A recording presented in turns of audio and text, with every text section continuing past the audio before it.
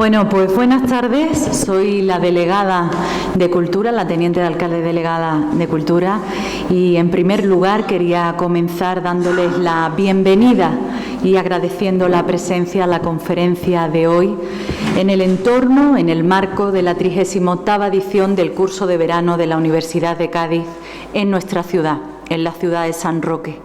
Le he pedido especialmente a la delegada del rector en el campus de la Bahía, a Inmaculada Santiago, que sea ella la que presida la mesa en el día de hoy, porque quiero que sea un ejemplo claro, manifiesto y público, más allá de los lazos que nos unen por temas de trabajo, también para reconocer la base fundamental, el eje fundamental de la Universidad de Cádiz para que cumplamos ese 38º año, 38ª edición de celebración de los cursos aquí en nuestra ciudad. Mi agradecimiento y, por supuesto, continuaremos celebrando muchísimos más, ese es el deseo conjunto. Y también tenemos en la jornada de hoy la posibilidad de disfrutar de un autor, de un escritor que sin duda, ya por la participación, por el lleno en el salón de plenos del Palacio de los Gobernadores, sé perfectamente que lo conocéis, pero quiero decir públicamente también que llevábamos mucho tiempo esperándole. Esta cita ha sido muy trabajada, muy esperada, y por supuesto tengo que agradecerle al coordinador de la Red Municipal de Bibliotecas, que en este momento no lo localizo, pero sé que está aquí, está ahí al fondo, pues mi agradecimiento público, porque sé que ha puesto toda la implicación personal y profesional, y también a la librería Ares, que nos acompaña en el día de hoy. Presentar al autor se me hace un poco difícil porque creo que la obra habla directamente por él. Hemos hecho algo especial también en la jornada de hoy, coincidiendo con que teníamos esta conferencia, esta ponencia de Santiago Posteguillo en San Roque. Por motivos del viaje no ha podido compartir esa visita guiada especial que teníamos programada con todos aquellos interesados en visitar el yacimiento arqueológico de Cartella, y ya sabéis que el centro, el eje, el foco de la obra de Santiago Posteguillo es Roma, y sin duda viene a deleitarnos en el día de hoy pues con todo lo que concentra su obra y por supuesto también su experiencia y todo el amor que le pone. Me decía que incluso de camino en los viajes prepara también el trabajo y va haciendo correcciones, así que sin duda va a ser una jornada intensa para compartir con él. Y posteriormente podréis proceder para que os firme y os dedique pues los libros y tengáis un contacto más directo con él. Pero ahora ya sí le cedo la palabra, como no podía ser de otra manera, a la delegada del rector en el campus de la Bahía, Inmaculada Santiago. Muchísimas gracias a todos por acompañarnos.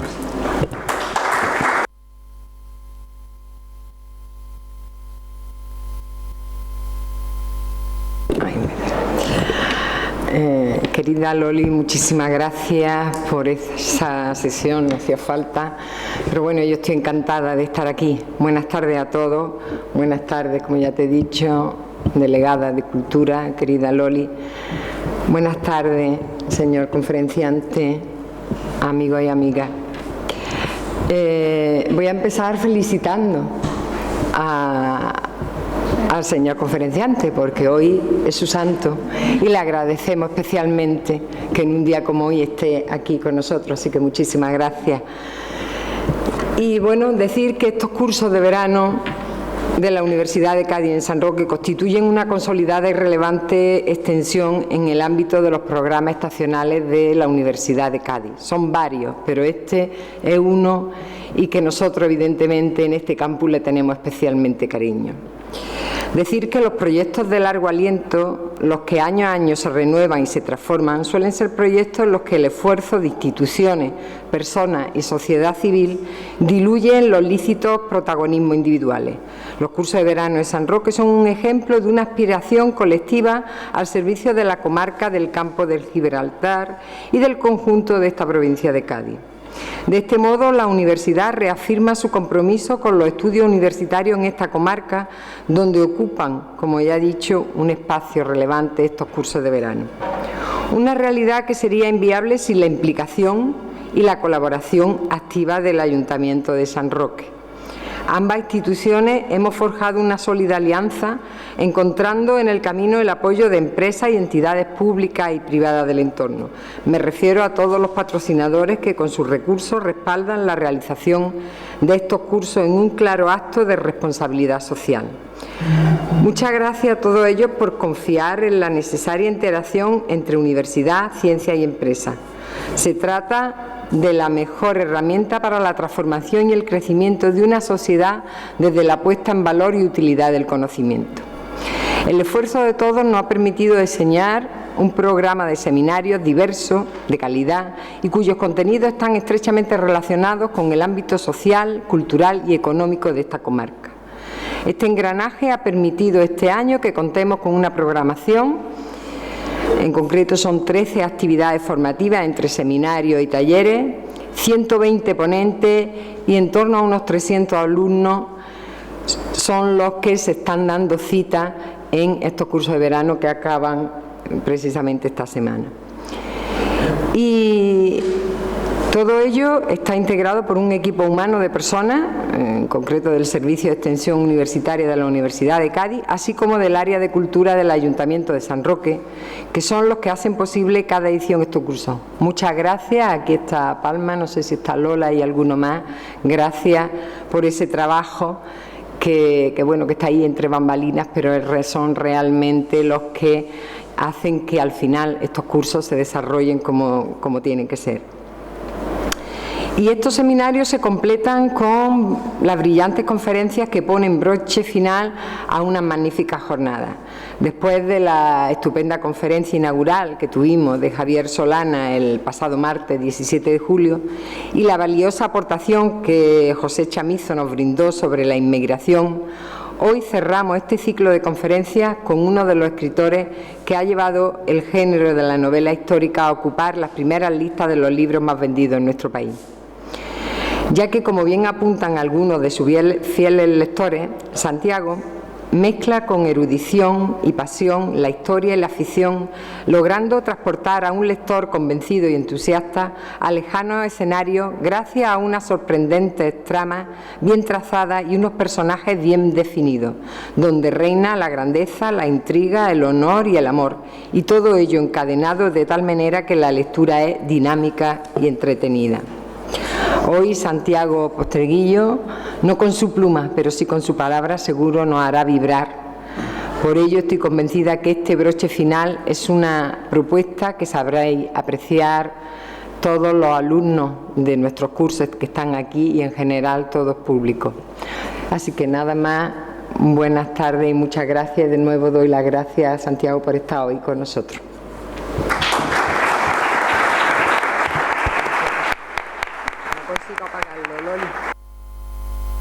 Bueno, yo me suelo levantar y vamos a ver si se me oye bien. Si proyectas y la voz, ¿me oye bien por ahí atrás? Sí. ¿Ahí atrás me estáis oyendo bien? Sí. ¿Sí? ¿Estamos bien? Vale. Bueno, lo primero, muchísimas gracias a la Universidad de Cádiz por invitarme a estar aquí en estos cursos de verano y también, por supuesto, al Ayuntamiento de San Roque, ¿no? Que bueno, la agenda es muy complicada y por eso no he podido venir antes, que parecía como que no quisiera venir. Bueno, he venido el día de mi santo, le he puesto de mi parte, ¿vale? Le he puesto de mi parte. Pero es verdad que a veces es complicado, ¿no? Organizar las agendas. Lo que yo voy a intentar explicar es cómo se construye una novela histórica, cómo construyo yo una novela histórica. El título que había puesto era ¿Cómo construir una novela histórica? ¿No? La construcción de una novela histórica, 2 puntos, la resurrección de Roma. Porque yo digo que a partir de una novela histórica, cuando tú lees un manual de historia, el manual de historia te explica la historia, pero una novela histórica te ha de hacer vivir la historia. Y eso es lo que hay que conseguir. Observarán que yo he añadido una palabra, entretenida, que se me olvidó cuando me pidieron el título. Y es muy importante lo de entretenida, porque esa es la palabra en torno a la cual giran todas mis decisiones. Porque yo hago literatura de entretenimiento. a mucha honra. Shakespeare llenaba los teatros. Lope de Vega también. Y luego hay otros autores que no eran populares, pero que también están en el canon literario, porque unos y otros merecen la pena. Lo que quedará luego lo decidirán las generaciones posteriores. Pero el tipo de literatura que yo quiero hacer es intentar que sea de calidad, pero que siempre sea entretenida. Una novela histórica. Para hacer una novela histórica, la primera cuestión es que miras al pasado. Y si miras al pasado, lo que te encuentras es un poco como unas vías del tren abandonadas, donde encuentras trozos de la historia, pero hay trozos de la historia que no están. Trozos de la historia de los que no sabemos nada. Pero claro, cuando yo escribo una novela histórica y ustedes van a una librería, como la librería Ares, me han dicho que está aquí hoy, y compras la novela, lo que no te va a parecer bien es que aparezcan páginas en blanco. Ay, es que de eso no se sabe nada. No. Yo tengo que presentarles a ustedes una vía como el AVE. Perfecta, completa. Eso es lo que tengo que construir. Pero que se adecue a la época que estoy retratando. ¿Y qué tenemos que hacer? Documentarlos. Documentarlos porque tenemos que construir lo que conocemos. Y lo que conocemos suele ser la vida pública de los grandes personajes históricos. Aquí un apunte. Ahora cada vez hay más investigación sobre la vida cotidiana del ciudadano, la ciudadana tipo medio de otras épocas. Esto antes no se investigaba tanto, ahora sí. Y luego está lo que no conocemos. Y lo que no conocemos normalmente suele ser cuestiones de la vida privada de esos personajes. Conocemos parte de su vida privada, pero no toda. Y eso también hay que contarlo en una novela. ¿Cómo construimos lo que se conoce? Con documentación. Lo primero que tienes que hacer, si quieres presentar a los lectores una novela histórica que recrea adecuadamente la época, es documentarte. Y para documentarte vamos a utilizar, yo hablo de 3 tipos de fuentes. Fuentes primarias, secundarias y experimentales. Esto parece una clase, pero no hay examen al final, ¿vale? Fuentes primarias. Gente que estuvo allí, lo vio y nos lo contó. Ahí tenemos, por ejemplo, a Plauto. Plauto vivió en la época de Escipión y nos retrata en sus obras de teatro incluso cómo eran las calles de Roma. Incluso nos dice cosas buenas y malas de las calles de Roma. Nos cuenta cómo era la ciudad. Eso es una fuente primaria. Luego tenemos fuentes secundarias. Hay un problema con las fuentes primarias. Si yo hago novela histórica sobre Roma, mis fuentes primarias, ¿cuáles van a ser? Plauto, Flavio Josefo, Plinio el Viejo, Plinio el Joven, Séneca, Juvenal, Terencio, Polibio, Tito Livio. No sé si ven una cuestión. ¿Son todos? ¿Son todos qué? Hombres. Son todos hombres. Y los hombres hemos contado, hasta prácticamente antes de ayer, la historia de los hombres. Sobre esto volveré. Este es un problema de las fuentes. Es una historia en parte cercenada. Aquí normalmente siempre suele ser un caballero bien intencionado que me argumenta, hombre, claro, pero hemos de entender que en otras épocas las mujeres no estaban en posiciones de relevancia, no que eso fuera justo, pero eso pasaba. Y yo digo, hombre, puede ser, pero a lo mejor alguna había y tampoco han hablado de ella. Y eso es lo que voy descubriendo, que sí que había más mujeres de las que uno imagina en posiciones de relevancia y no se ha contado tanto. Entonces, ya hago un apunte. Las fuentes pueden plantear problemas. Aquí he apuntado uno. Estas son las fuentes primarias. Fuentes secundarias. Bueno, pues las fuentes secundarias pueden ser clásicas, de época moderna, actuales. Es decir, hoy día se siguen haciendo descubrimientos que nos están aportando información nueva sobre lo que pasó hace tiempo. Lo iba a mencionar más tarde, pero lo menciono ya. Están al corriente, ¿no?, de los últimos descubrimientos sobre cetáceos, sobre restos de ballenas en la zona del Estrecho, en la zona de Algeciras, en Baelo Claudia y en otros yacimientos arqueológicos de ciudades romanas costeras, tanto a este lado del Estrecho como en la costa africana. Y se está llegando a la conclusión de que los romanos cazaban ballenas. Es decir, que la supuesta industria en torno a la ballena, que se considera que empezaba en el siglo X, XI, no señores, parece que empezó ya con los romanos. Fíjense, y esto se está descubriendo en el último año.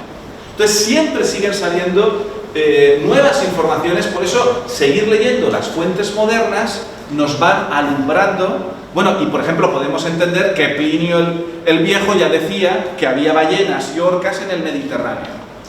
Claro, hasta este año decían Plinio el Viejo se inventaba cosas. Parece que no, parece que no. Entonces a veces las fuentes actuales confirman cosas que estaban en las fuentes escritas primarias y que parecía que podía ser invención o imaginación del autor.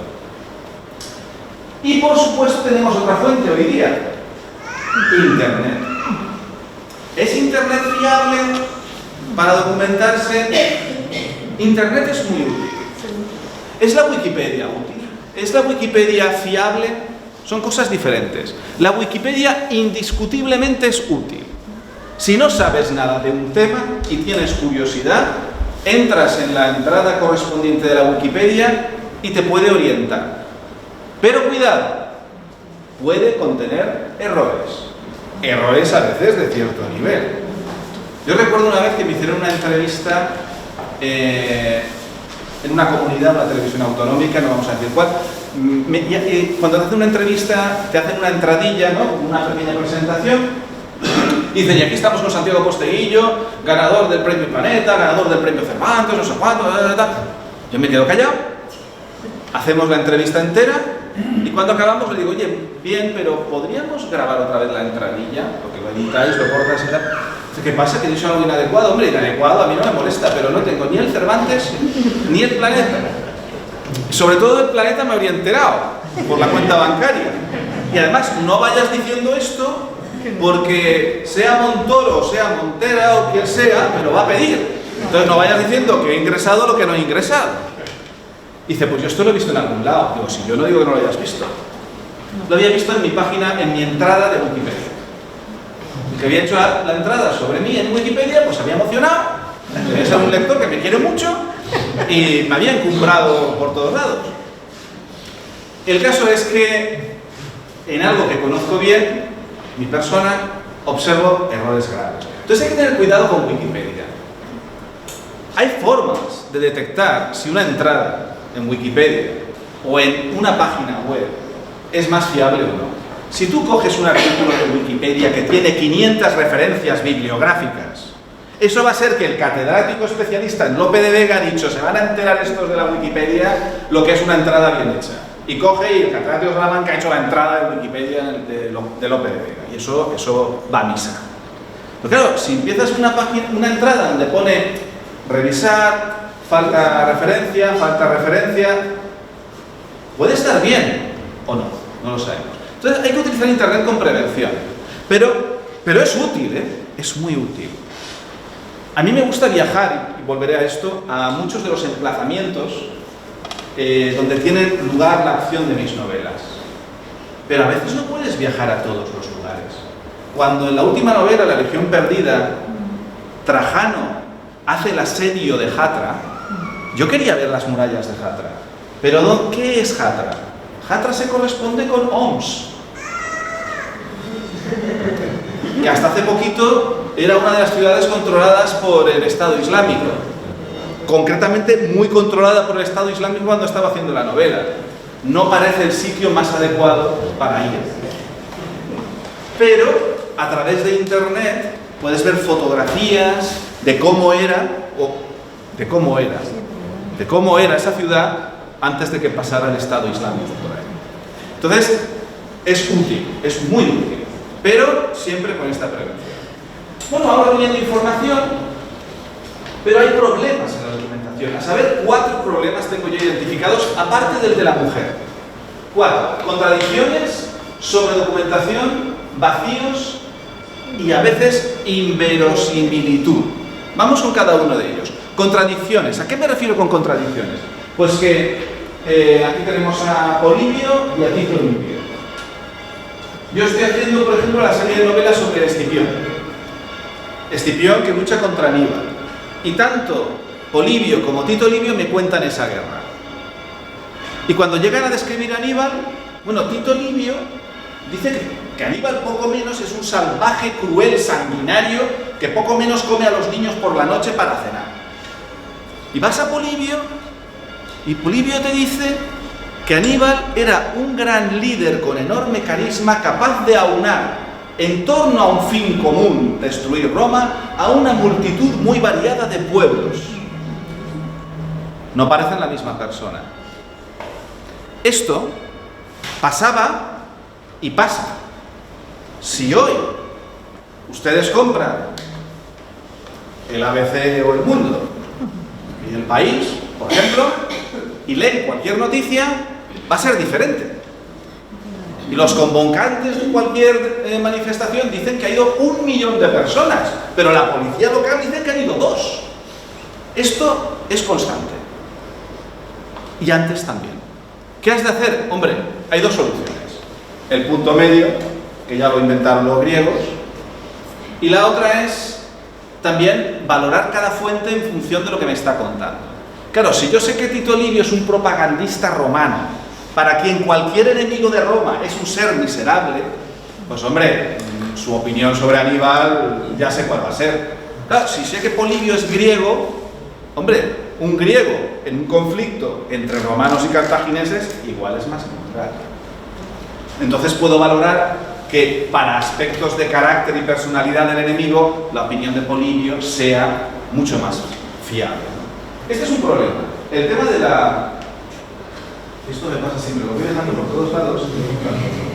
La contradicción. El otro es el tema de la sobredocumentación. Y les pongo aquí una imagen de uno de los personajes que más ha sufrido por sobredocumentación, ¿no? Que no es otro que el Quijote. La sobredocumentación. A ver, le dedicamos muchísimas horas, un novelista histórico, a documentarse, ¿no? Entonces, claro, luego te da rabia no ponerlo todo.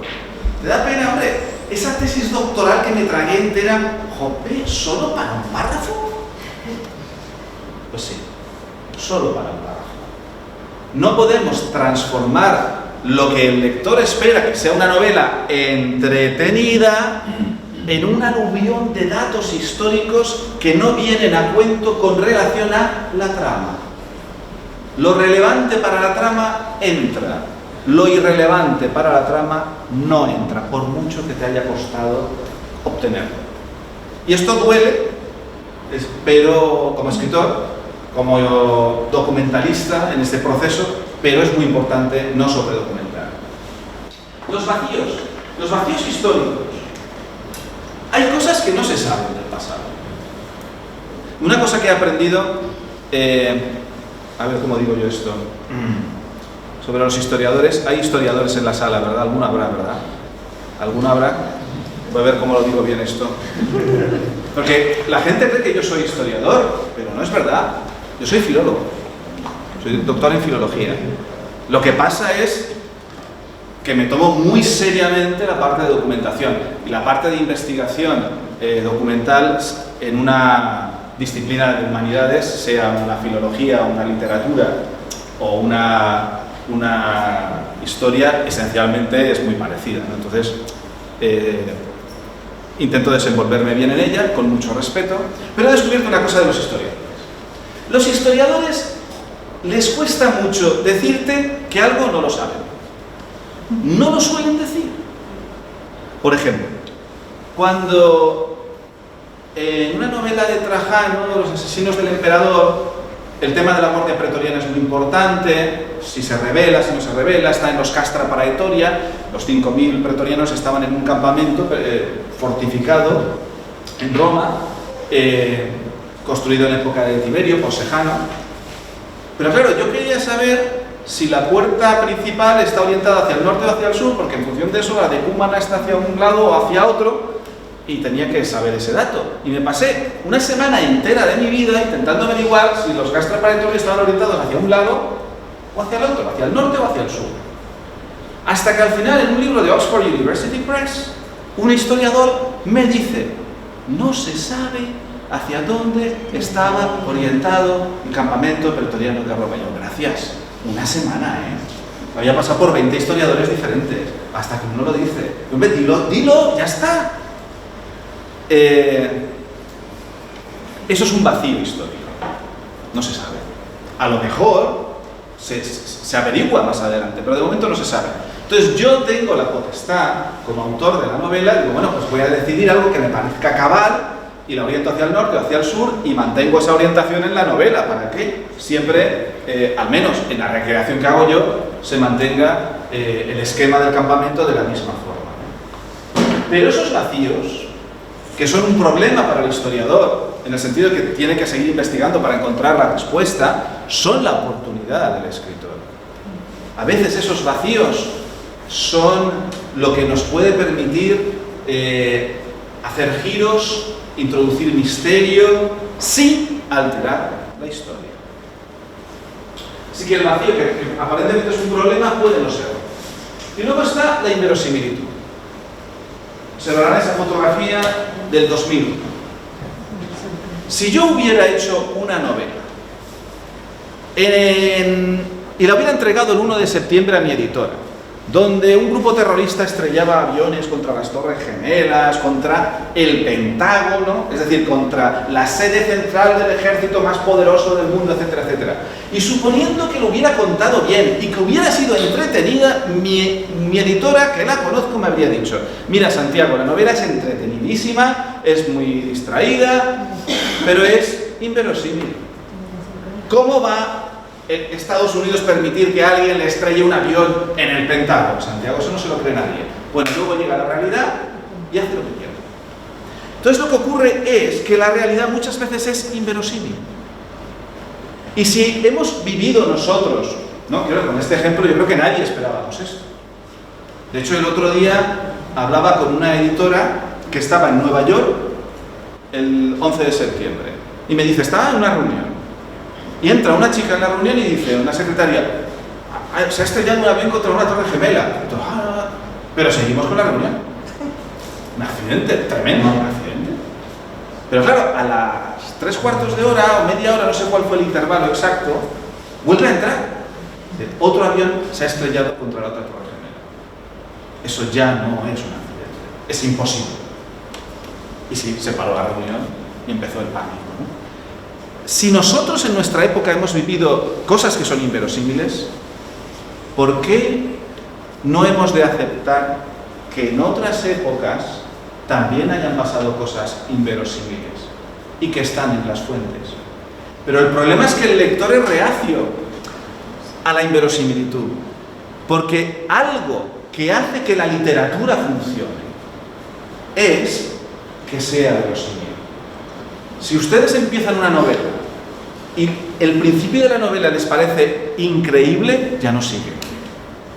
De tal forma que si vamos a aceptar inverosimilitudes que estén en las fuentes, hemos de ser hábiles, como escritores, de saber dónde ponerlas. En el momento en el que hayamos persuadido a nuestros lectores de que lo que están leyendo es bastante o muy fiel a la historia. De tal forma que puedan aceptar: si me ha contado todo esto y todo esto ocurrió, igual esto también. Pero hay que ser muy cuidadoso. E incluso a veces hay otra opción, que es la que pasó cuando rodaron una serie sobre Mandela. Una película, no la de Invictus, otra. Porque Invictus se centra en la parte final de Mandela, cuando ya es presidente. Pero hay otra película donde va de la juventud de Mandela y hay una escena que estaba en el guión. Y la escena era que él huía de la policía de Pretoria, se refugia en casa de unos amigos, llega la policía, toca en la puerta, no saben dónde meterlo y lo meten en un armario que hay en el comedor. Entra la policía, va a todas las habitaciones, lo revuelve todo, abre todos los armarios, menos ese del comedor, y se van. Lamentablemente para Mandela luego lo cogieron en otro sitio, se pasó 10.000 días en la cárcel. Pero el tema está en que llega el director de la película y dice, no, eso no lo vamos a rodar. Y dicen, ¿pero por qué? Si ocurrió. Dice, porque no se lo va a creer nadie en el público. No se lo van a creer. Y entonces estamos deteriorando la verosimilitud de la película. Así que esa escena no se rodó nunca. Pero pasó. Entonces esa es la otra opción que tienes, ¿eh? A veces decir, esto no lo voy a contar. Yo siempre busco formas, cuando algo inverosímil del pasado, que sé que ocurrió, me esfuerzo en buscar formas y estrategias para que los lectores puedan ver que eso en efecto pudo ser posible. Pero a veces es complicado. Y al contrario, película Menú. Todos la hemos visto, los más jóvenes ya saben que tendrán una oportunidad otra vez en Pascua. Pero que me parece muy bien porque es una de las pocas oportunidades donde Televisión Española sigue poniendo cine clásico a una hora normal. O sea, yo no sé por qué para ver una buena película clásica hay que levantarse a las 3 de la mañana, que ya lo sé, que se puede bajar, que no sé cuántos, que tal, pero hay que poner toda esa porquería a las 10 de la noche. ¿Es absolutamente necesario? No se puede poner una película de John Wayne a las 10 de la noche. A lo mejor va y le gusta a la gente. No lo sé, yo. En fin, por decir algo que es clásico, pero que tampoco tiene que ser cine estudio, no sé, en fin, bueno, me voy a veces. Ben-Hur, basado también en lo cruza con la historia, el autor Wallace lo mezcla con la historia, el autor de la novela, la historia de Jesús, etcétera, etcétera. La famosa carrera de cuadrigas, espectacular, muy bien documentada con respecto a cómo eran las carreras de cuadrigas. Solo falta un pequeño detalle, y es que la carrera de cuadrigas Wallace la sitúa en Jerusalén. Y en Jerusalén, mira que han cavado túneles, unos y otros, pero no se ha encontrado el circo. El circo es el hipódromo donde corrían... No hay circo en Jerusalén, no había. Pero ahí está. Cuidado, a Wallace, autor del siglo XIX, se lo perdonan. Los lectores del XIX se lo perdonan. Los del XX también. Y los del XXI cuando ven la película ni se lo plantean. Pero como Santiago Posteguillo en el siglo XXI ponga un circo romano donde no existía, no se pueden imaginar la que se va a montar. Entonces, ¿qué ha ocurrido también? Que ha habido una evolución en el nivel de exigencia. Y está bien. Todos tenemos a nuestra disposición más capacidad de obtener rápidamente información concreta sobre algo. A través de Internet, puede ser a veces imprecisa, pero hay más posibilidad de obtener información. Y eso el escritor histórico lo ha de tener en cuenta y ser muy cuidadoso en la documentación. Por eso le dedico tanto tiempo. Sin embargo, por ejemplo, volviendo a las mujeres, no había personajes femeninos relevantes, por eso, pues miren, he descubierto que cada vez que rasco un poquito en la historia, me aparecen mujeres fascinantes, de las que apenas se sabe. Sofonisba es una de ellas. De hecho hay dos Sofonisbas, os voy a hablar de la primera, luego os hablo de la segunda, de la que me ocupé. Sofonisba era la mujer, ¿no?, de un general cartaginés, a lo que se ve muy hermosa. Y claro, cuando Escipión va a cruzar para luchar contra Aníbal en África, sabe que necesita la caballería, los mejores jinetes son los númidas, hace un pacto con el rey Sífax, pero ¿qué hacen los cartagineses? Le envían a Sífax a Sofonisba, y Sofonisba lo enamora. Y Sífax, que al menos tiene la decencia de escribirle a Escipión y decirle, oye, de nuestro pacto, no, porque me he casado con esta chica y como que no. Bueno, entonces Escipión derrotará a Sífax, pondrá a otro númida, Masinisa, al frente de los númidas. ¿Y qué pasa con Masinisa? Que conoce a Sofonisba y ya lo marea. Bueno, pues este personaje, esta mujer existió. Y está muy poco mostrada en la historia. Y doy un salto, me salgo de Roma, pero por ejemplo, hay otra Sofonisba.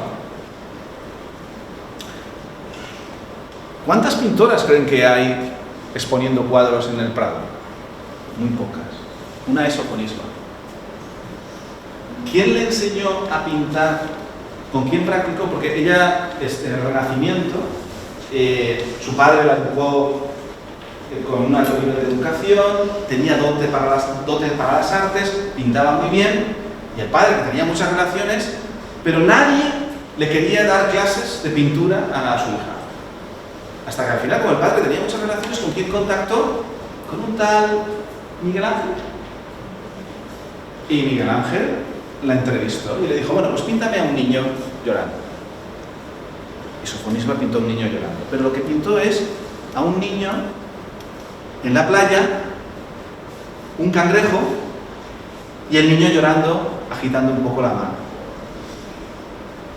Que obviamente el cangrejo le acababa de morder el dedo.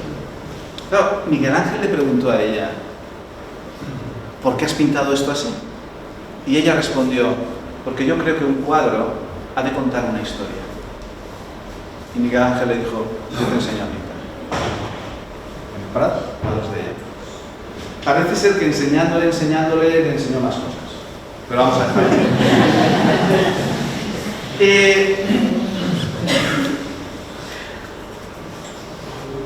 ¿Qué soy al final cuando estoy haciendo una novela histórica?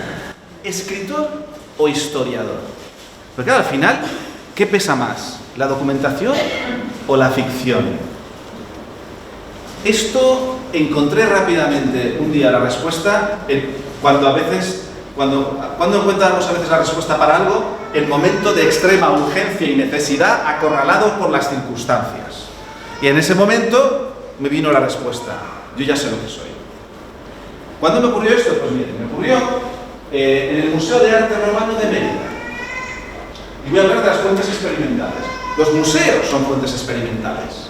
Museos, yacimientos arqueológicos, viajar. Todo eso son fuentes complementarias experimentales porque ves la historia. Y, si me permiten, en los museos la ves, pero no te suelen dejar tocarla. Normal, para que no deteriores las piezas. Pero es muy útil tocar la historia para contarla. Festivales de recreación histórica. Y vas y puedes ponerte un casco de gladiador, de mirmillo, y ver que pesa 4 kilos. Y comprender por qué Juvenal decía que algunos torcían la cabeza, los del peso. Claro, pero tú te lo pones y lo entiendes. Y eso lo puedes hacer en los festivales de recreación histórica, que sobre el mundo romano hay varios muy buenos en España. Pero estamos en el Teatro Romano de Mérida. ¿Qué hago yo ahí? Bueno, pues que a mis anteriores editores se les ocurre la idea genial, pues vamos a presentar, era la tradición de Roma, la última de la serie de Escipión. Y oye, pues vamos a ir a un sitio, Santiago, a ver, sitios así donde haya cosas de Roma y tal. Bueno, pues a veces digo Italia y tal, no sé qué tal. Pero dije, hombre, el Museo Romano de Mérida está muy bien y tal. Ah, pues allí vamos. Entonces pidieron permiso al ministerio, al Museo Romano de Mérida para ir a la sala de Salón de Actos hacer la presentación. Muy bien. Yo voy allí, me parece perfecto, nos meten en un autobús desde Madrid, pues ya saben que las conexiones Madrid-Mérida no son de allá. En un autobús y además me dice me encanta la chica, esta Carmen era muy buena. Una chica muy eficaz, no pierde ni un momento del tiempo. Además me acuerdo que estaba embarazadísima e iba de pie por el autobús, yo pidiéndole que se sentara. Y me decía, no, es que así vas aprovechando y vas haciendo entrevistas, ¿no? Con la prensa, y ya tenemos las entrevistas hechas antes de llegar al sitio. Y yo, pues sí, está bien pensado. Total, que llegamos al sitio, voy a hacer la presentación y Carmen, esta chica, la directora de comunicación, dice, bueno, y después de la presentación, el escritor Santiago Posteguillo les va a hacer una visita guiada a todos los periodistas por el museo de Arte Romano. Yo, claro, tengo ahí mis papeles, me ha pasado, la editorial, digo, a ver, ¿dónde está esto en la agenda? A ver, está lo de las entrevistas en el autobús, lo de la presentación, ¿dónde está lo de esto no me lo... Y claro, acorralado por las circunstancias, empecé a pensar muy rápido. Y cuando ya estaba agobiado, porque estaba viendo ya la prensa, pero empecé a mirar a la prensa y digo, a ver, ¿a quién envía el País, el ABC, el Mundo y tal, con Santiago Posteguillo en un autobús 5 horas para Mérida, pasar el día y volver? A ver, ¿a quién? Al becario, la becaria, al último que han contratado. Entonces yo veía a la gente, a los periodistas, los veía jóvenes, jovencillos, digo, hombre, aunque solo sea por edad y que yo he visitado el museo varias veces, me puedo salir bien de esto.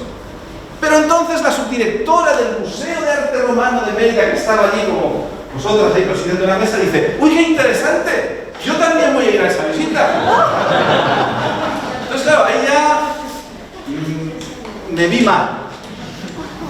Y es cuando me acordé, es cuando lo decidí. ¿Qué soy? ¿Historiador o escritor? Yo soy escritor. Soy escritor. Así que empezamos la visita y les dije a los periodistas y a la subdirectora del Museo de Arte Romano de Mérida, bueno, yo os voy a hacer una visita diferente, porque para explicar lo que hay en las vitrinas, aquí está la subdirectora del museo, que se lo sabrá mejor que yo. Yo lo que voy a explicar es lo que yo, escritor, veo en esas vitrinas. Os voy a explicar mi mirada sobre el museo. Entonces, si yo voy por este museo y me encuentro ahí haciendo esas explicaciones, por ejemplo, esto en el teatro también, sí, me hicieron explicar todo, han puesto una ocrea. Es una especie de protección, una especie de espinillera de bronce que se ponían los gladiadores antes de entrar en la arena para protegerse de las heridas del contrario. ¿Vale? Y yo lo que estoy pensando es, voy a describir esta espinillera con estos rasgos, porque sé que es una espinillera, una ocrea que existió en esa época, no me la invento, pero yo lo que estoy viendo aquí es el gladiador. Y estoy pensando si ese gladiador va a volver vivo o muerto de la arena. Y eso es lo que me interesa. Pero la pieza que va a llevar en la pierna es esta que ustedes tienen en la vitrina. O por ejemplo, si vemos terra sigillata, aquí teníamos cerámica sigillata sellada, porque era de mucha calidad, frente a sellada común, a cerámica común. Claro, yo lo que veo es que esta cerámica, que es del Ebro, de Aragón, y entonces enseguida, con esto de las autonomías, se me pone nerviosa la subdirectora del museo. No, esto se encontró aquí. Pero sí, ya lo sé, o sea, si yo lo que quiero decir, déjeme acabar, ¿no? Es que esto se encontró aquí y aquí se queda, ¿vale? Pero hace 2000 años el que lo compró del Ebro, porque en el Ebro es donde hacían la mejor cerámica en la época romana, con la tierra de arcilla de la zona del Ebro, pues lo hacían. Ya se me tranquilizó. Pero yo lo que estoy pensando es que tengo un personaje que es un tacaño y aparte un poco raro. Y cuando invita a amigos, a los amigos que les cae bien les pone buena comida en terra sigillata. Y a los que les cae mal, les pone mala comida, a veces podrida, en cerámica común. Y estas son las piezas que yo voy a describir en la novela. Esto ocurre en una de las novelas de Trajano. Pero yo estoy pensando en ese personaje, que llegará incluso a ser emperador, y esa fue la visita que yo fui haciendo, y con eso me salí vivo de la visita. ¿Por qué? Porque soy escritor. Así que esa es mi respuesta. Así, novelista o historiador. Soy novelista, que me tomo muy en serio la parte de documentación histórica.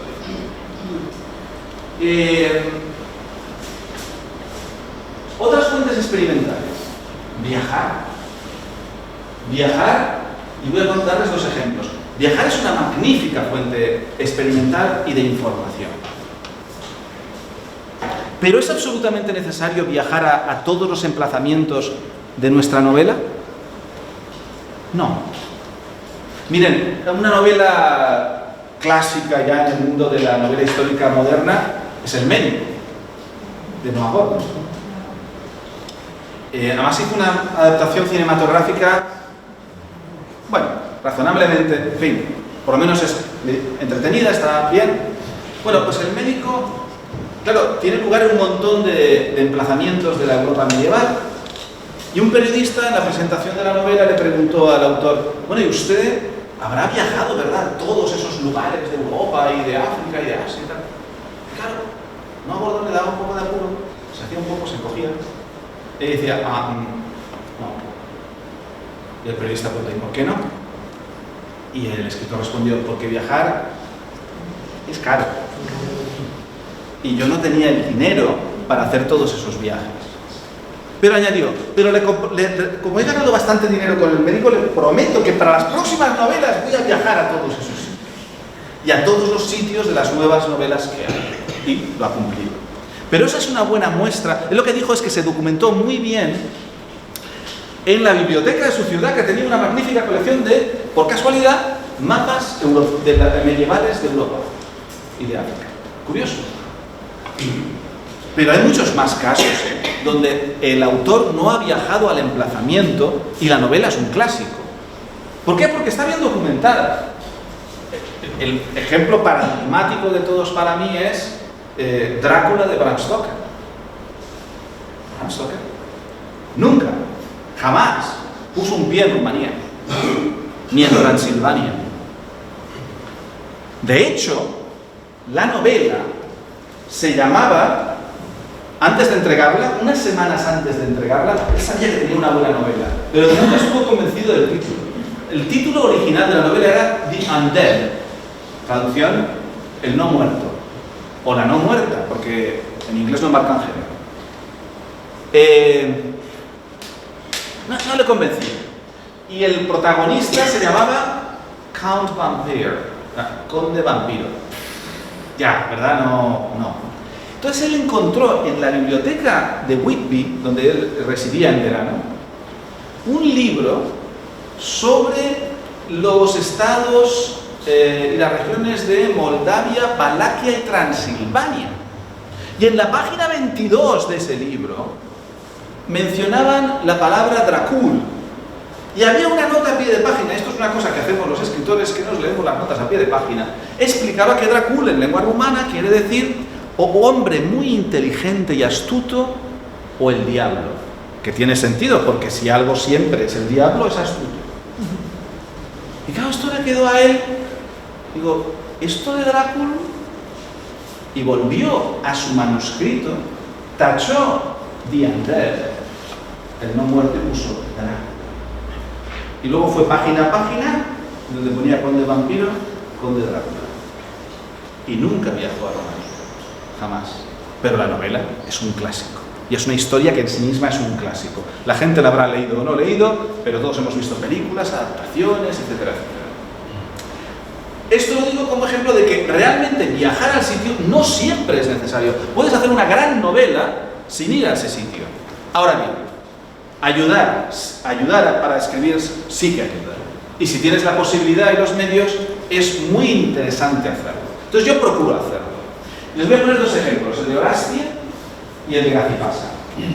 Orastia es un parque natural en el centro de Rumanía, precisamente en Transilvania. Transilvania, nombre que por cierto viene del latín. Transsilva, más allá de los bosques, es lo que quiere decir. Por cierto, hay un banco de Transilvania. Digo, no sé si es seguro poner el dinero o no allí, pero hay un banco de Transilvania. Y en la Transilvania occidental, exacto, es donde estaban los dacios, con los que se enfrentará Trajano. En la oriental es donde está el supuesto castillo de Drácula, castillo de Bram, etcétera, etcétera, que también es muy interesante de visitar. Y en el centro de esa zona hay un parque natural para el cual hay que ir en 4x4, porque las pistas son de tierra. Y además, cuando alquilen el coche, no les digan a la empresa de alquiler dónde van. Mientan. Digan que van a ver el castillo de Bram, o el castillo de Hunedoara, cualquier castillo donde se llega por terreno asfaltado. Y donde no les va a pasar lo que a mí me pasó. Yo había leído en las fuentes que Trajano está atacando Rumanía, atacando la Dacia, pero que cuando llovía, aunque tuviera una posición ganadora en mitad de un valle, retiraba las tropas. Y hombre, allí llueve mucho. Digo, o Trajano es idiota, o las fuentes están mal. Porque claro, un sitio donde llueve mucho, si te retiras cada vez que llueve, no lo vas a conquistar. Pero por otro lado, las fuentes siempre me han insistido en que Trajano era un gran estratega militar. ¿Qué está fallando? Tenemos algo o inverosímil o una contradicción. Coges el avión, vas a Bucarest, alquilas el 4x4, haces 400 kilómetros por el Danubio, ascendes en la zona de Orsova, rodeas las montañas y entras en el parque natural. y empiezas a ascender por las pistas de tierra, buscando la ciudad de Sarmizegetusa Regia, la capital de los dacios, donde tuvo lugar la batalla. Y cuando estoy allí viendo las ruinas, ¿saben qué pasa? Que se pone a llover. Mira, entonces vamos al coche a refugiarnos. Miren que yo soy de Valencia, y en Valencia no llueve nunca, hasta que cae todo un día. O sea que yo estoy acostumbrado a ver llover torrencialmente. Lo del Parque Natural de Orastien no es normal, porque cuando ya está cayendo lo que no se ha escrito, empieza el granizo, como pelotas de ping-pong. Y eso al coche de alquiler no le sienta bien. Pero es que para de llover, salimos del coche y al cabo de una hora se repite exactamente el mismo fenómeno. Y entonces lo entendí. En unas condiciones climatológicas así, incluso con las legiones en una posición ganadora, sabiendo lo que viene con la lluvia luego, es muy sensato retirarse. Estando allí, comprendí que lo que aparentemente era un absurdo que hacía Trajano tenía todo el sentido estratégico y militar. Retirarse cuando llovía en ese valle tenía sentido. El viaje me ayudó a comprender algo que en las fuentes parecía extraño o contradictorio. Y luego hay otra razón por la que viaja: la carga emocional. Cuando quería acabar la trilogía de Trajano, yo pensaba que un personaje con el que me paso 7 años de mi vida y escribo 3.600 páginas de él, le debo al menos 2 viajes. Ir a ver dónde nació, que eso lo tenía fácil porque con el AVE un ave directo a Sevilla desde Valencia, y como nació en Itálica no tenía mucha excusa, fácil. Pero yo creo que también se merece que yo vaya, que el escritor vaya a ver dónde murió, sobre todo si he de narrar su muerte. Yo quería ver el último amanecer del querido Trajano. Porque claro, Trajano no muere ni en Hispania, ni en Roma, sino que muere de regreso de su campaña de Partia en la ciudad antigua de Selinus, en el sur de Turquía, cerca de la frontera con Siria. Y bueno, ahí, aunque estaba ya el problema de los refugiados, se podía viajar. Así que esto siempre es un poquito complicado a veces con la familia, porque claro, yo como hago tantos viajes, al final intento involucrar a la familia. Pero claro, no intenten decirle a su mujer, cariño, ¿quieres ir a Gazipasa, Turquía? Pues no tiene venta. O sea, no suele funcionar. Pero lo de Estambul sí. Lo de Estambul sí. Entonces, yo sé que mi mujer quería ir a Estambul y digo, oye, ¿por qué no quieres ir? ¿Por qué no vamos a Estambul? Porque claro, como las mujeres para cuando nosotros llegamos, ellas han llegado, han venido, han estado y han vuelto, enseguida te pregunta, ¿y tú qué tiene tanto interés tienes ahora en Estambul? Pero ya, pues te sinceras. Y bueno, pues vamos a Estambul, vimos todo aquello, luego cogemos otro avión, vamos a Antalya, allí un coche y por el sur de Turquía, hasta llegar a Alanya. En Alanya lo suyo ya es hacer hotel, porque es el último sitio decente donde hay hotel, decente, y ya al día siguiente una excursión a Gazipasa. Y allí, detrás de un pequeño bosque, están los restos de lo que tenía que haber sido la tumba de Trajano, ordenada a construir como monumento funerario por Adriano, en memoria de recordar dónde había muerto Trajano, el emperador que lleva a Roma a su máxima extensión. Luego Trajano decidirá no ser enterrado allí y acabó enterrado debajo de la columna, a los pies de la columna trajana en Roma. Sus restos, a lo largo de la historia, se han perdido. A mí me gusta mucho esa última metáfora porque la columna de Trajano estaba entre las 2 grandes bibliotecas que ordenó construir, la de textos latinos y la de textos griegos. Trajano ordenó ser enterrado entre libros. A mí eso siempre me parece muy bonito.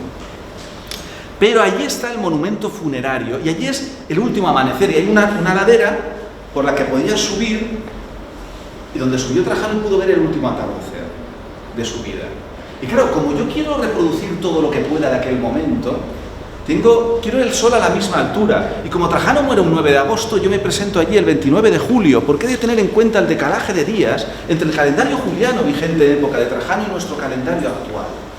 Y asciendo por esa ladera y veo el último atardecer. Y eso puede que no tenga una utilidad práctica, pero tiene una utilidad emocional.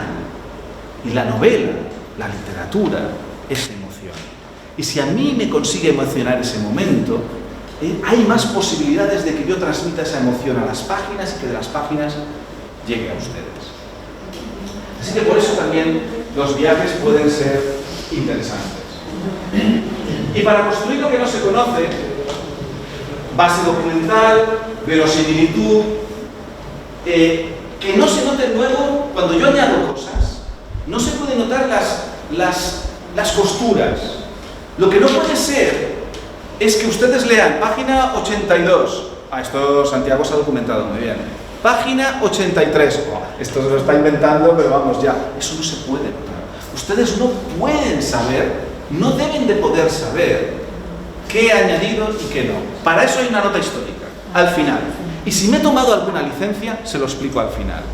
Y lo que he descubierto es que cada vez las notas históricas que pongo son para certificar que las cosas más sorprendentes que hay en las novelas pasaron. Eso es lo que me está pasando con las notas históricas. Luego, lo que no se conoce como los vacíos es la gran oportunidad para el novelista. ¿Y quién gobierna la escritura? ¿La documentación o la ficción? Pues mira, a mi entender, primero la documentación. No puedes ponerte a escribir sobre una época histórica sin tener un conocimiento sobre la misma. Luego entra la ficción. ¿Cómo lo voy a contar?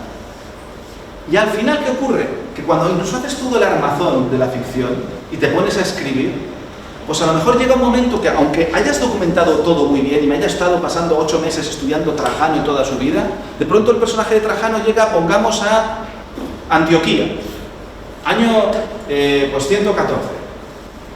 Y yo tengo que mover a Trajano y a los personajes que lo acompañan por Antioquía. Pero no quiero que me pase lo que le pasó a Wallace, que se inventó un circo romano donde no había, en Jerusalén. Porque eso no me lo van a admitir en el siglo XXI. Entonces, yo no sé cómo son todas las ciudades romanas de todo el Imperio Romano, no me las conozco. Entonces paro la escritura y dedico 15 días, semana oficial de Antioquía. Aparte, viajar a ello, si se puede. Y te documentas, y cuando sabes dónde están todos los edificios, y tienes planos de la Antioquía romana del año 114, incluso sabes que hubo un terremoto allí cuando estaba Trajano, qué edificios cayeron, cuáles no, lo puedes contar. Y entonces, ¿qué ocurre? Que empiezas con documentación, sigues con ficción, para hacer el armazón de la trama, y luego se van entrecruzando. Escribes un periodo, vuelves, paras, documentas porque te hace falta unos datos concretos, vuelves a escribir, etc. Como verán, lo que les estoy contando en esta charla es, en los DVDs que pone el cómo se hizo, pues eso. No está el barbarismo ese del making of, ¿no? Pues eso. Y voy a acabar con el tema de la documentación sorpresa. La documentación sorpresa, alguien como Ken Follett se la pierde. Y no critico a Ken Follett. Lo único que voy a explicar es que la técnica de Ken Follett de documentación es diferente a la mía. Ken Follett lo que hace es que contrata a equipos de documentalistas. Cuando hizo su trilogía última, ¿no?, sobre el siglo XX, contrata a un documentalista y le dice, por favor, tú me vas a investigar, por ejemplo, sobre la crisis de los misiles en Cuba. A este otro documentalista le dice, yo quiero que me investigues las relaciones entre Kennedy y Marilyn Monroe. A otro documentalista, otra cuestión, etcétera, etcétera. Luego, el equipo de documentalistas le hace una serie de dosieres, se los pasa, él los lee, selecciona de todo ello lo que cree que le interesa y él escribe la novela. Por eso quiero decir que es perfectamente legítimo, es una forma de trabajar perfectamente legítima. Pero se pierde la documentación sorpresa, porque la documentación sorpresa es que cuando tú estás buscando información sobre un asunto de la trama, a lo mejor te encuentras otra cosa que no tiene nada que ver sobre el tema que estabas buscando en ese momento, pero que es algo genial para otra parte de la trama que, como todo está en tu cabeza, piensas que lo vas a guardar y lo vas a utilizar luego. Claro, eso si lo hacen otros por ti, te lo pierdes. Ahora, es más sencillo. Si lo haces tú todo, pues es el método más artesanal, más lento. Por eso tardo 2 años y medio, normalmente 3 años a veces, incluso en hacer una novela histórica de 600 o 800 1000 páginas. Pero a mí me gusta no perderme la documentación sorpresa. ¿Qué me pasó, por ejemplo, cuando en una de las novelas de Escipión yo tenía un personaje, una esclava egipcia, y ella no sabía si iba a estar embarazada o no, pero yo, como soy el autor, lo sé. Está embarazada. No lo sabe ella aún, pero está embarazada. Y, claro, yo quería documentar, en previsión de que iba a dar a luz, cómo era un parto en el Egipto tolemaico del siglo III a.C. ¿La asistía o no la asistía una matrona a una esclava? ¿O la asistía otra esclava? ¿Se encomendaban a algún dios, alguna diosa? ¿Había algún tipo de no sé, de analgesia, algún tipo de prevención higiénica? En fin. Y cuando estoy investigando todo eso, centrado en el parto, me encuentro con que en la documentación me dicen que los egipcios habían encontrado un sistema para saber si una mujer estaba embarazada o no. Que consistía en que una mujer tenía que hacer la primera orina de la mañana, hay cosas que no han cambiado mucho, pero en unos saquitos de tierra en los que habían insertado semillas de cebada o de trigo. Y si las semillas germinaban al día siguiente o a los 2 días, es que había embarazo. Y si germinaban las de un cereal, es que era niña, y si germinaban las de otro cereal, es que es niña. Dice, sí, hombre, qué simpático. Pero lo que me llamó la atención, rasqué un poco más, y claro, en una universidad americana, que los americanos tienen dinero para investigarlo todo, pues a un biólogo americano se le ocurrió, ¿y esto será verdad? Así que hizo al científico experimentar 3 grupos, 2 de control y el de real. Cogió un grupo de mujeres embarazadas, un grupo de mujeres no embarazadas, y ustedes dirán, ¿y el tercer grupo? Caballeros, un grupo de caballeros puestos a ser científicos. Y les dijo a todos que hicieran lo que tenían que hacer por la mañana, en los saquitos correspondientes, y esperaron unos días. ¿Y qué descubrió este equipo norteamericano? Que de los saquitos de los caballeros germinó nada. Vale. De los saquitos de las mujeres no embarazadas germinó nada. Pero de los saquitos de las mujeres embarazadas germinó el 75%. Es decir, que si germinaba había niño, o niña. Eso no fallaba. Lo que pasaba es que algunos embarazos no los detectaba. Cuidado, que hoy día tampoco lo de la farmacia va a misa, ¿vale? Entonces, a mí esto me pareció fascinante. No solo, no el hecho de que utilizaran eso, sino que es que eso además funcionaba sustantivamente. Que cómo llegaron los egipcios a eso, yo qué sé, no lo sabe nadie. Pero es apasionante. Y claro, no tenía cuidado que torcer la trama, porque yo ya tenía a una mujer egipcia embarazada, preocupada en si estaba o no estaba. Entonces, no tenía que cambiar mi trama, no tengo que sobredocumentar, sino que ya tengo la trama hecha. Entonces puse a Betty Kerty en un momento dado con su hermana, haciendo esto con los amigos. Eso es la documentación sorpresa. Y para terminar, la mayor documentación sorpresa que me he estado encontrando, vuelvo con lo que empecé hablando al principio, con el tema de las mujeres en la historia. En la trilogía de Trajano he intentado que no me pasara lo que me pasó con la primera novela de la trilogía de Escipión. La primera novela... ¿Puedo tener 5 minutos? ¿Sí? En la primera trilogía, cuando dice Africanos, la primera novela, pues se la pasas a los amigos, ¿no? Lo que haces. Y se lo pasé, entre otros, a una amiga del departamento, yo estoy en el departamento de inglés, pues a una del departamento de francés. Y Marina, me acuerdo que me viene cuando salí de la novela y digo, ¿qué te ha parecido? Y me dice, pues me ha gustado, está muy bien. Pero tú, eso que lo notas en el tono de que hay un pero, y al final, después de muchos halagos, llega el pero. Digo, ¿pero qué? Porque que sepan ustedes que los escritores, como cualquier artista, llevamos las críticas negativas fatal. Pero fatal. Lo que pasa es que, te las tragas, sobre todo cuando tienen razón. Y Marina tenía razón. Me dice, es que tus personajes femeninos, de la primera novela de la serie, son un poco planos y están poco desarrollados. Yo me enfadé un montón, no con Marina, sino me enfadé conmigo porque me di cuenta que llevaba razón. Y mira, si yo había estado estudiando literatura creativa en Estados Unidos había unos ejercicios muy chulos que nos hacían, porque claro, cuando eres novelista, o novelisto, no sé ya, en este asunto, no quiero entrar, es que yo, como ven, me preocupo mucho por las mujeres, pero yo creo que lo de retorcer tanto el lenguaje es una cuestión delicada, es una cuestión a debatir, es complejo, es complejo. Porque cuando hace 20 o 30 años también lo de jueza nos extrañaba y ahora jueza nos parece normal, por eso quiero decir que es una cuestión compleja. Pero vamos a lo de escribir. Claro, cuando vas a escribir, seas escritora o escritor, las escritoras tendrán en sus novelas personajes femeninos y masculinos, y los escritores tendremos personajes femeninos y masculinos, y hemos de saber crear unos y otros de forma verosímil, convincente, pero convincente para los unos y para las otras. Me acuerdo que un ejercicio que nos hacían en Estados Unidos era, para mañana, dice el profesor, vais a crearme un personaje nuevo en un párrafo, en primera persona.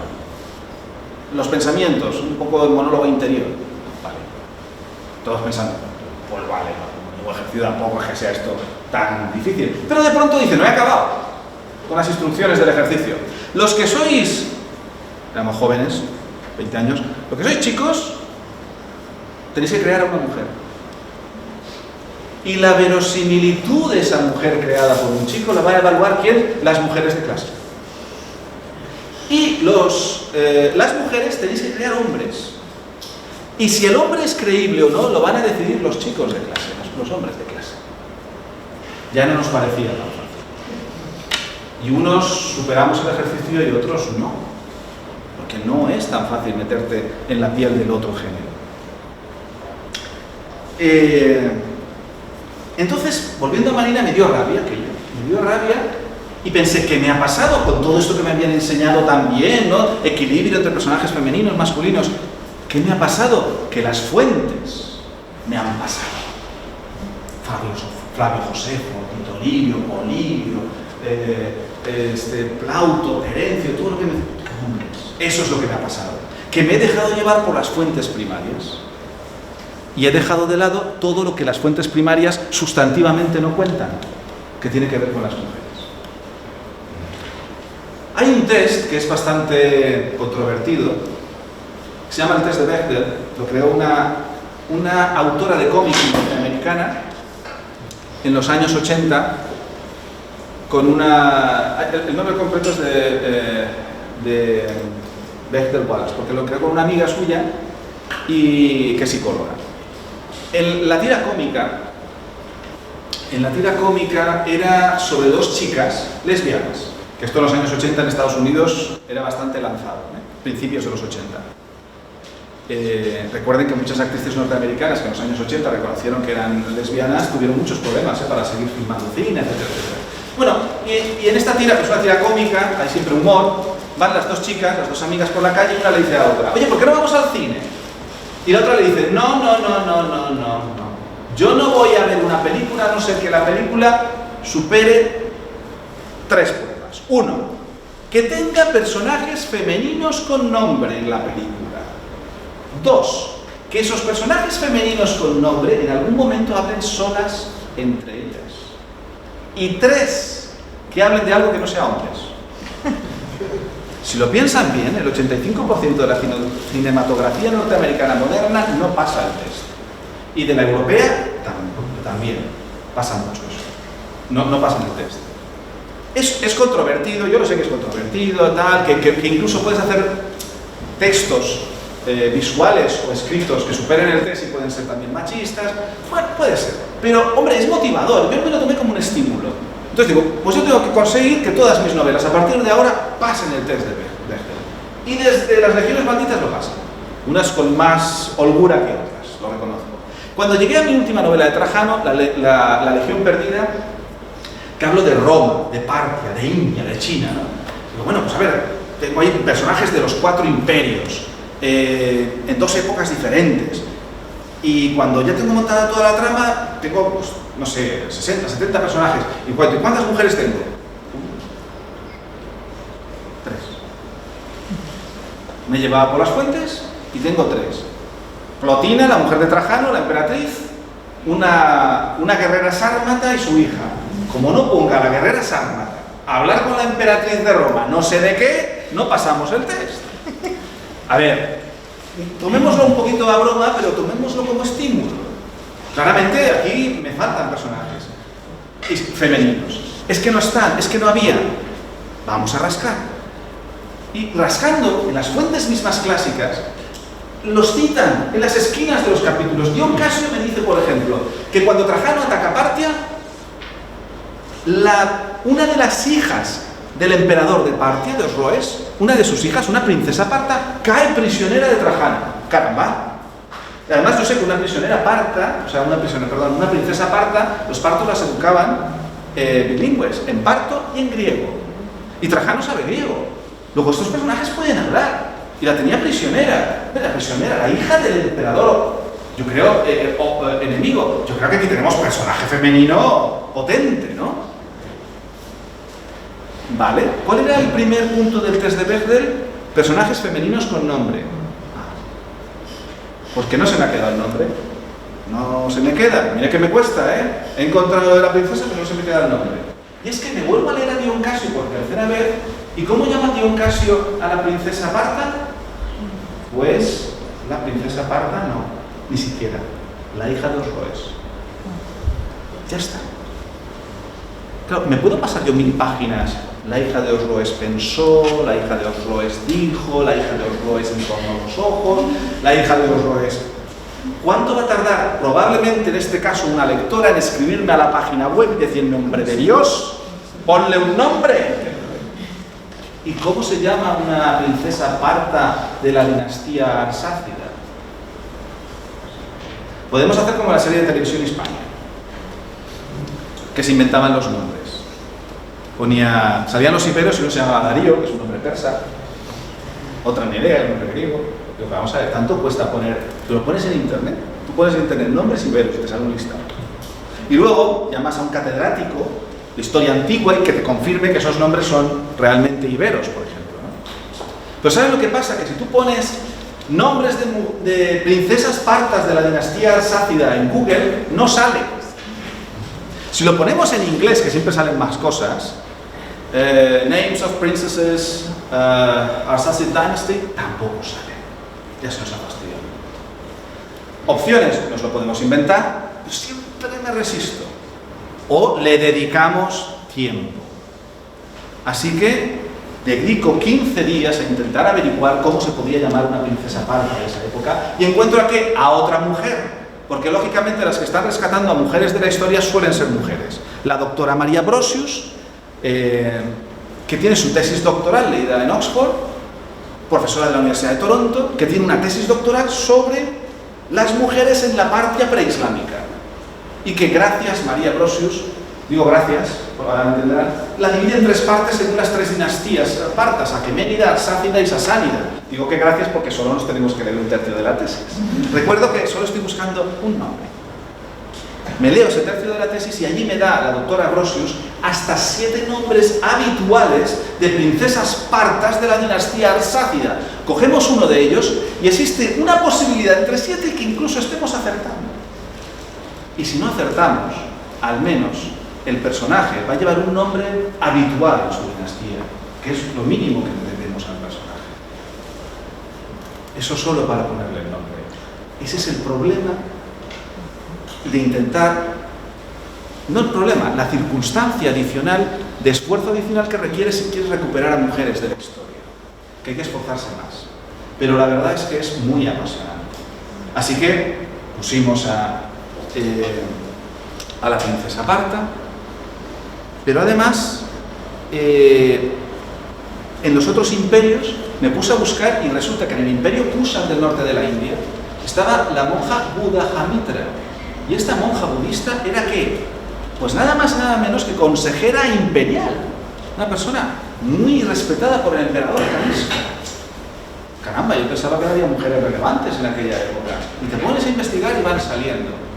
Y finalmente, ¿podría decir que Trajano era la persona más poderosa de su época? Pensemos, 4 imperios.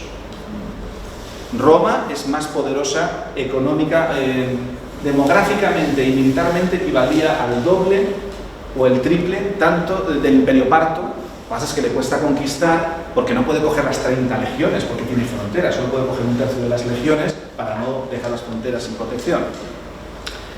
Y claro, en ese sentido, Trajano era más poderoso que el emperador Roes. Más poderoso que el emperador Kanishka, porque el ejército del Imperio Kushan era más o menos la mitad en equivalencia, no llega al del Imperio Romano. Pero ocurre que militar y demográficamente China, la China coetánea a Trajano, la China del Imperio Han, tenía la misma población aproximadamente que el Imperio Romano, en torno a los 65 millones, y militarmente tenía la misma potencia, más o menos, se ha calculado. Pero ¿quién gobernaba allí? Yo sabía que gobernaba el emperador Anti, porque de las cosas raras pues me interesaban cosas de las dinastías Han y las había estudiado. Pero claro, cuando voy a hacer la novela ya entro más a detalle. ¿Y qué edad tiene el emperador Anti cuando gobierna la China Han? 10 años. Va a ser que no gobierna él de forma efectiva. ¿Quién gobernaba? La emperatriz viuda Deng, que pasará con el sobrenombre de moderada e inteligente. ¿Por qué? Porque gobernó, además, muy bien. Luego, Trajano no era la persona más poderosa de su época, era el hombre más poderoso de su época.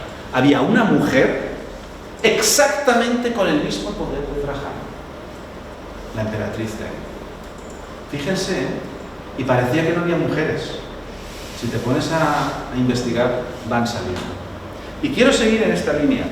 Quiero seguir con el tema de ¿realmente no había mujeres tan importantes? ¿O estaban allí y simplemente los historiadores han pasado por encima, luego nos hemos olvidado?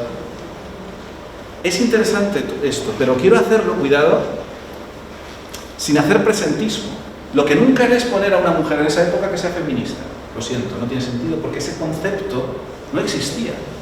Puedo poner una mujer con mucho carácter, inteligente, aguda, con mucho poder, porque he visto que había mujeres con mucho poder. Pero no puedo trasladar ideas desarrolladas en el siglo XIX, bueno, el concepto de la importancia de la mujer lo podemos trazar hasta la antigua Grecia, en fin, pero los conceptos, no digamos más modernos, no los puedo trasladar a esas épocas. Pero sí que creo que se merece la historia, no ser recontada, sino, no hay que cambiar la historia, hay que contarla un poquito más completa. Muchas gracias.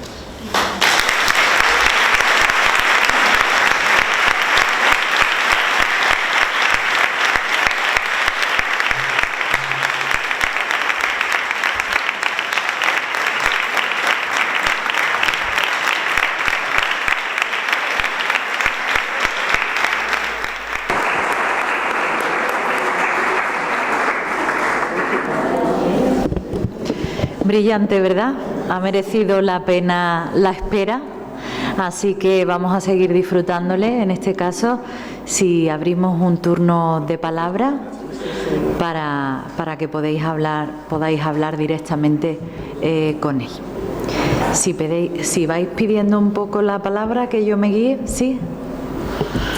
Buenas tardes. Yo creo que me gustaría hacer dos preguntas. Una, volviendo al tema de la intersimilitud y los vacíos tecnológicos, sabemos que hay cierto los dos encuentros que hay entre Aníbal y Escipión, el de la batalla de Zama y el que se produce en la tercera novela de España.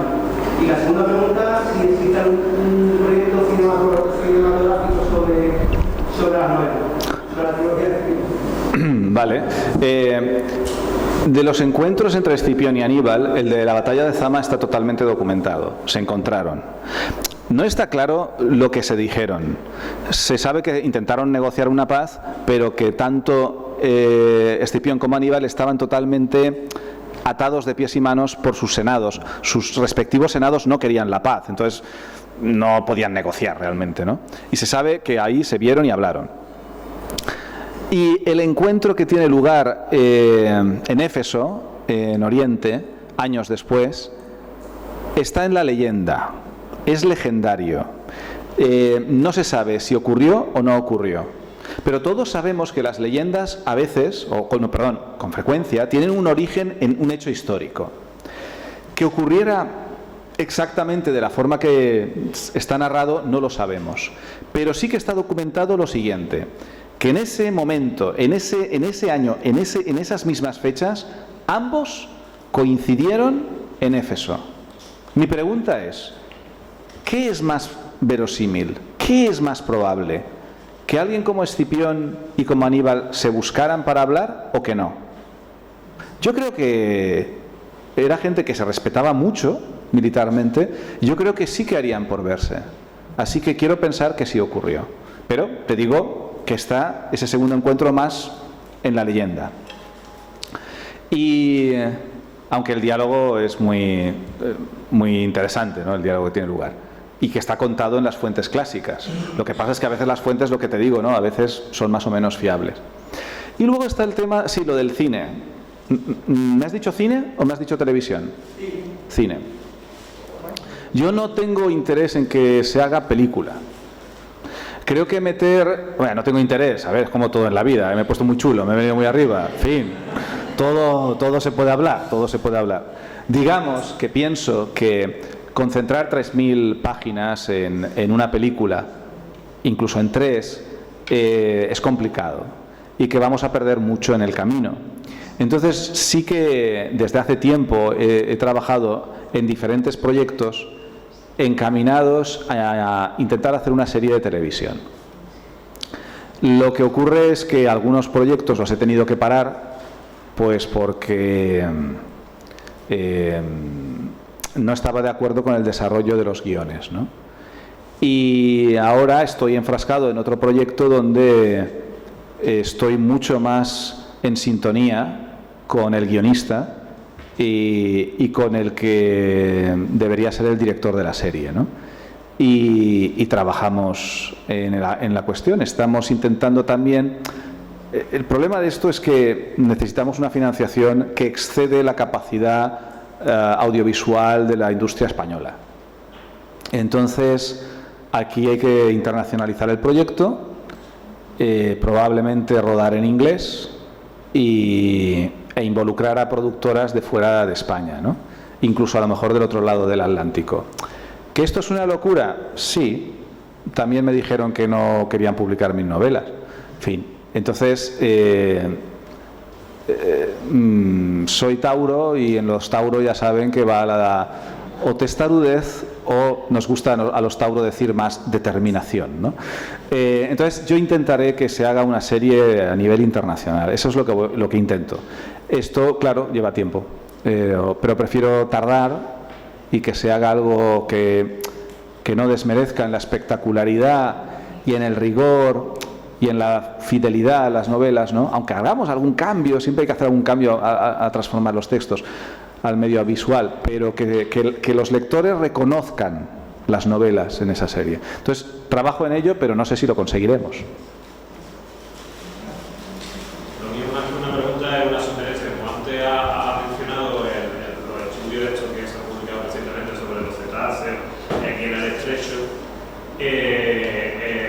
simplemente un apunte que cuando conoce, hay una factoría romana en Getaria, en Algeciras, que se llamaba Caetalia, supuestamente, bueno, la raíz parece que viene del lugar donde se cazan o se pescan grandes peces o cetáceos, y hay que recordar que a poca distancia, medio kilómetro, está la antigua Valleguera, Noruega, que era del principio del siglo XX, o sea que hay como una conexión, sí. La tradición esa es bastante, lo digo porque si está interesado, porque si está interesado, pues entonces eso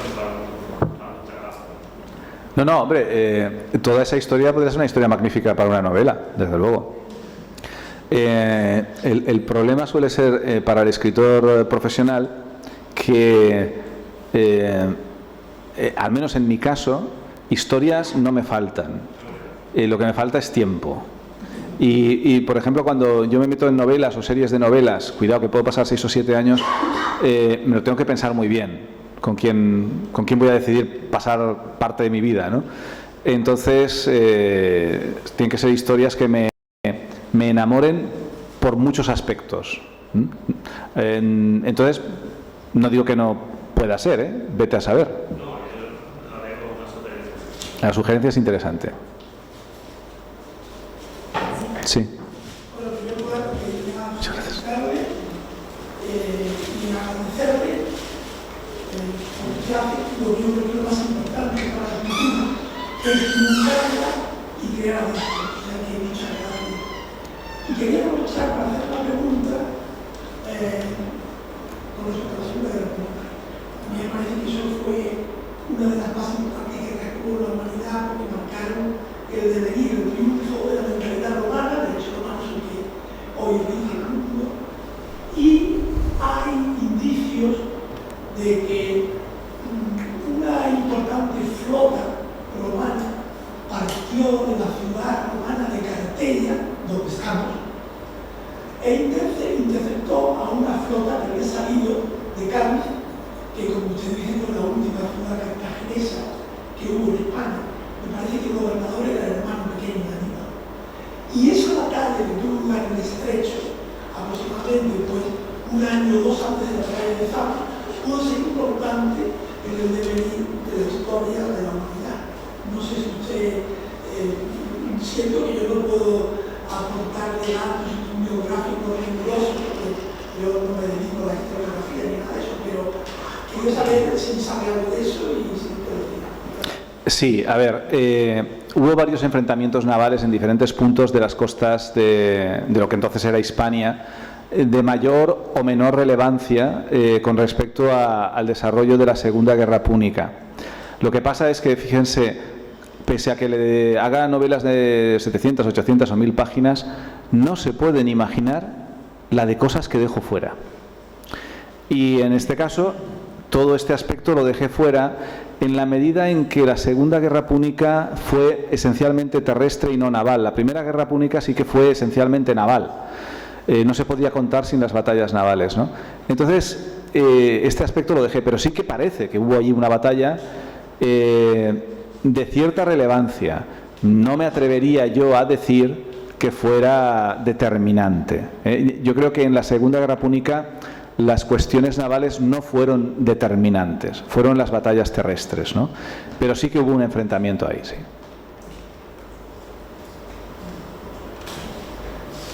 Santiago, muchas gracias por este señor, por sus novelas, a mí me gusta hacer leerlas, a veces del tirón, pero incluso alguna relectura que hay.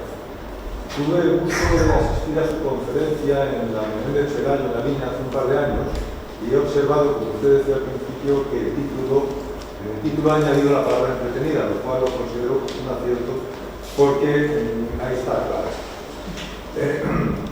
Aparte, en aquella ocasión, en el turno de preguntas más muy breve, tuve oportunidad de hacer una pregunta que no sé si habrá usted asumido o tenido en cuenta a la hora de sus posteriores conferencias. De hecho, me ha dado la sensación de que aquí no sé si es que me ha reconocido o es que ha sido casual. Cuando ha planteado el tema del lenguaje y el género. Sí. La historia de género en Juan de Trauco, que ya sentó de cátedra y ya me volveré. Pero en el lenguaje y el género, usted como escritor, y ya ha dicho que las críticas las asumen muy mal, pero usted tiene una responsabilidad. Sí. Sí. En aquella ocasión ya me dio una respuesta. Mi pregunta fue, ¿qué opina usted de esta tendencia, moda, movimiento, corrección, llámalo como quiera, a la hora de hablar? Ya. Hacerlo, Sí, he hecho algún pequeño comentario, pero sí, sí. Y lo ha dejado, ha ratificado la contestación que en aquel día me dio y que hace 2 años y hoy las circunstancias, a pesar de ser muy parecidas, son distintas. Sí, claro. Pero hoy mantiene la postura de está por ver, echándole el peso de la responsabilidad a la gente, a los que utilizamos el castellano, el español, que somos los que creamos el lenguaje, ustedes lo único que hacen es recogerlo y utilizar. Yo creo que no. Yo creo que son ustedes más el número de ventas en España en los últimos años, tienen ustedes una responsabilidad. No le digo que sea usted polemista, ni que tome partido, ni que se meta en decisiones. Pero lo que es obvio, en castellano, las cosas mejoran o empeoran, porque ya se lenguaje. Eso por una parte. Por otra parte, me gustaría preguntarle en qué está usted ahora envuelto, en qué está usted ahora liado. Vale. No le he reconocido, lo siento, pero sí. Bueno, en ese sentido le pido disculpas. en mi disculpa está en que yo no veo bien. O sea, en un ojo veo un 60% solo. Quiero decir, tengo muchos amigos que me dicen, no me saludaste el otro día cuando nos cruzamos. Digo, es que yo o me dices hola o no veo bien. Me la he dejado, creo que yo, muchas horas en el ordenador, la vista. Pero no sé exactamente, no recuerdo exactamente la respuesta que le daría. Y a lo mejor la que le doy ahora o es la misma o es parecida y le sigue sin gustar, pero yo la voy a hacer un poco para el resto de las personas, ¿no?, que están aquí en la sala. A ver, la teoría lingüística de Sapir-Whorf lo que dice es que el lenguaje es de uso social y los que lo usan lo gobiernan. Entonces, si va habiendo una mayoría de gente que decide emplear una palabra de una forma, pues eso acabará siendo la norma. Y ya está. O sea, es que no podemos cambiar cómo evolucionan el lenguaje. Podemos plantearnos si queremos incidir sobre esa evolución, que es un poco a lo mejor lo que creo que usted me plantea, ¿no? Pero aunque usted piense que yo soy un escritor a lo mejor de cierta, no sé cómo decirlo, relevancia o tal, yo no sé hasta qué punto quién soy yo para decidirle a nadie cómo tiene que hablar, mientras se hable con propiedad. Lo decía antes con el ejemplo de la palabra jueza, ¿no? Que yo creo que ahora es una palabra relativamente, yo creo que nos suena normal, cuando yo recuerdo que hace 25 años llamaba mucho la atención, no nos sonaba extraña. Es verdad que si esto se va exacerbando, el castellano, como realmente es un idioma que funciona marcando el género masculino para el plural, lo podemos hacer que el intento de generar igualdad en el lenguaje choque con otro de los principios esenciales de cualquier lenguaje, cualquier idioma, que es el de economía. Normalmente tendemos a decir lo que queremos decir con las mínimas palabras posibles, excepto algún político. Pero también porque persigue otro fin. Cuidado. Entonces, ¿qué ocurre? Que ahí están chocando dos principios del lenguaje. El principio de economía, de brevedad, por el cual te hace que sea más operativo no decir constantemente los lectores y las lectoras. Observarán que yo en mi conferencia ocasionalmente he marcado los dos géneros. Por ejemplo, cuando decía escritores y escritoras, para que se viera que yo pensaba que cuando estaba hablando, ¿no?, de lo de escritores y escritoras que tienen que escribir cruzando los géneros, pero muchas veces cuando estaba hablando, para, a mi entender, no resultar cansino, pues no estaba diciendo constantemente los lectores y las lectoras. Yo ya veo que aquí hay lectoras. ¿Qué será lo normativo? Pues no lo sé, no lo sé. En inglés lo tienen más fácil, porque en el plural no marcan género. Entonces, diciendo they, ellos y ellas, engloba los entonces lo tienen mucho más fácil.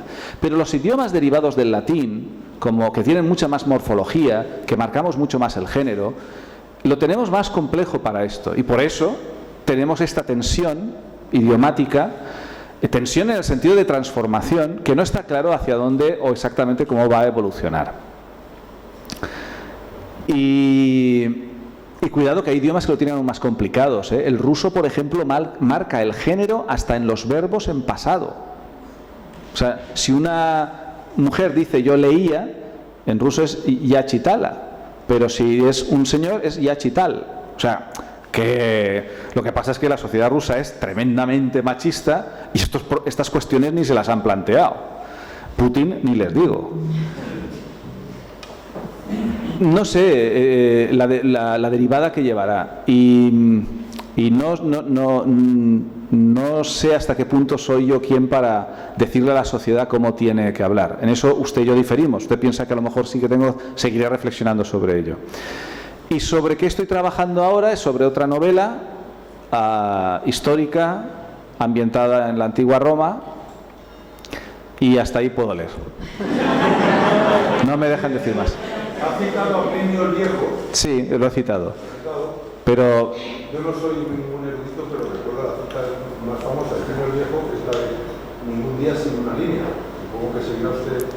escribiendo. Y hoy en el tren he cogido 2 AVEs, uno de Valencia-Madrid y otro Madrid-Málaga, y en los trenes se trabaja muy bien, y yo he estado escribiendo en el tren hoy, o sea que constantemente. Lo que pasa con esto de la vida profesional de escritor, yo lo sé, pero vamos a pensar, saqué La Legión Perdida el 23 de febrero de 2016. Entonces, si yo he dicho que tardo unos 2 años y medio, haga sus cálculos y a ver cuándo sale. He dicho 2 años y medio o 3, pero que sepa que estoy trabajando constantemente, ¿eh? Estoy trabajando constantemente, pero lleva su tiempo, pero estoy en ello. Usted.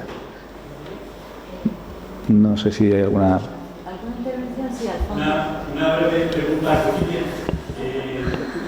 ¿Cuál ha sido tu formación en Estados Unidos? De la que nos hablabas. Bueno, yo me fui a estudiar en los años 80, porque uno ya tiene una edad, literatura creativa a Estados Unidos. Porque, a ver, yo estudiaba filología y en filología me estaban enseñando mucho de literatura, de la literatura ya escrita. Pero claro, yo recuerdo decirle a mi padre, papá, es que a mí lo que me interesa no es solamente la literatura ya escrita, sino hacer yo literatura.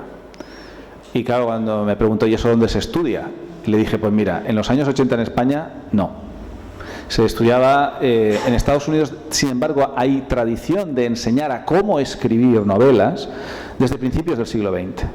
Había unos programas muy buenos de literatura creativa. Ahora en España sí se puede estudiar.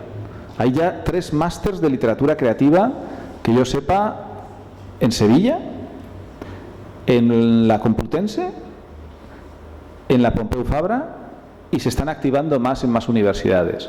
Ya estudio posgrado. Y acabará habiendo un grado.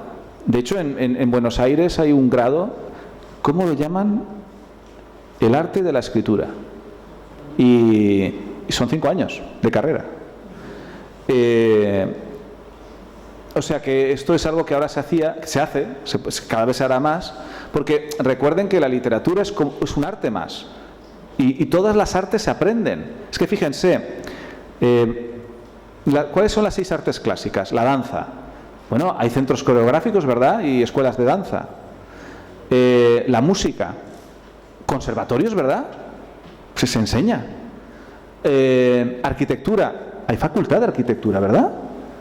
Pintura y escultura. Hay facultad de bellas artes. ¿Y la literatura? Simplemente es que falta. Pero todas las demás artes se enseñan y esta no. Claro que se enseña. Entonces me fui allí a estudiar literatura creativa y yo creo que lo aproveché. Me fue muy motivador estudiar esto allí. Y luego lo que he intentado es aplicarlo en la literatura que yo he estado creando. O sea que esa es la...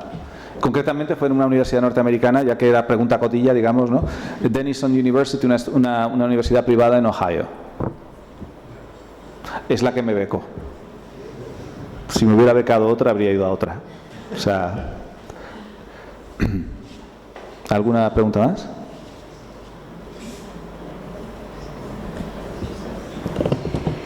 Bueno, pues reitero mi agradecimiento a todos los presentes. Por supuesto, dar la enhorabuena a don Santiago Posteguillo, un placer.